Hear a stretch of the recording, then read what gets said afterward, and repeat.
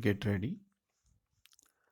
Dear shareholders, I welcome you all to this ninth general meeting of the company. The annual report has been with you for some weeks, and you will have noticed with some satisfaction that your company has performed remarkably well despite the adverse market and economic conditions.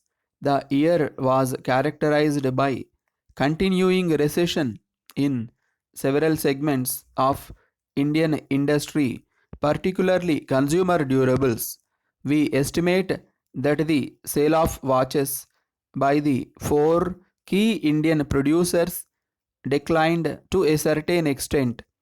In contrast, our watches were in good demand, but the sales in the last 4 months of the year were affected by social and political disturbances in many urban centers. The country needs to ponder the economic consequences of political conflict, which has hampered the country's economic revival and diminished its ability to move ahead of other developing countries. The consumer sentiment, which is an important factor in the sale of consumer durables, remained low throughout the year because of political uncertainties. The erosion of assets on the stock exchanges restricted money supply. The high rates of interest also were responsible for lower sales. Competition was fierce throughout the year. Profit was also affected by inflation, high interest payments, sharply higher wages, and increased excise duties.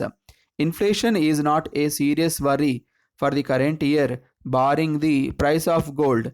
Following a wage settlement with the representatives of employees, it is expected that the per capita wage costs are expected to rise only marginally in the current year.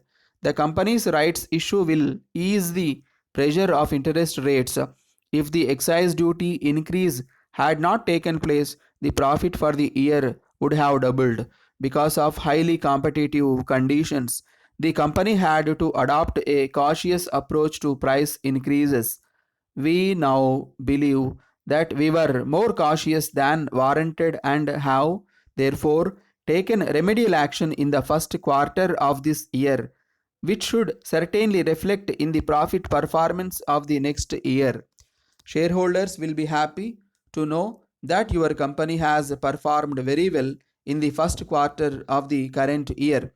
We are looking forward with renewed confidence to a bright and rewarding year. Greater focus is being placed on customer service. There are now over 9 million watches of our company in use. It is our belief that when a customer walks into a shop to service our watch, there are in fact three types of repairs which need to be effected: repairing the watch, repairing the feelings of the customer, and repairing the damage done to the company's image. Attention, therefore, has to be given to the physical environment in which the customer is received, the manner in which he or she is dealt with by the service personnel, speed and quality of the repair service, and the charges for repairs are also important. We believe that the servicing of a watch should be treated as an opportunity to strengthen the bonds between the brand and its user. Another great opportunity awaits your company in the area of fine jewelry. The world's biggest buyers are turning to Asian suppliers in search of lower prices and higher volumes.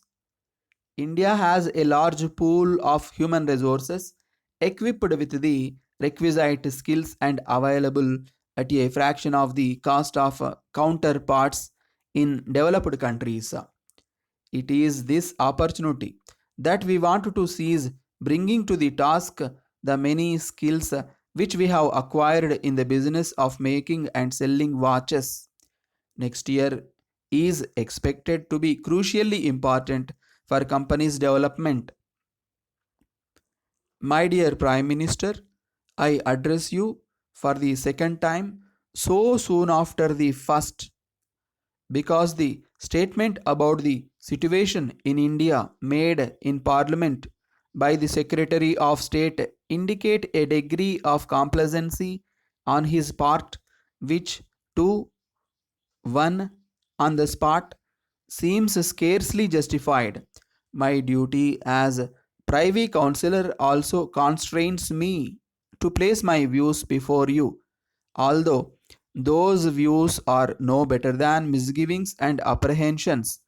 A friend of mine assures me that he is writing to the Secretary of State much to the same effect, and that is why I refrain from sending him the enclosed document and comments upon it.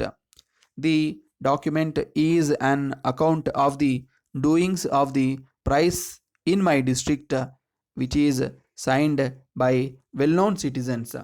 I can vouch personally for the character and high standing in public life of many of them. If a public enquiry is refused and the government deny the facts in the legislative council, the likelihood is that 9 out of 10 intelligent persons would believe the version of the signatories without hesitation. I do not forget the difficulty of those that have to keep order. Non-violent civil disobedience is a novel method of agitation, and the public sympathy and attention which the agitators obtain put the authorities in an awkward position. But there are remedies. The one that the government have chosen is open to the gravest objections.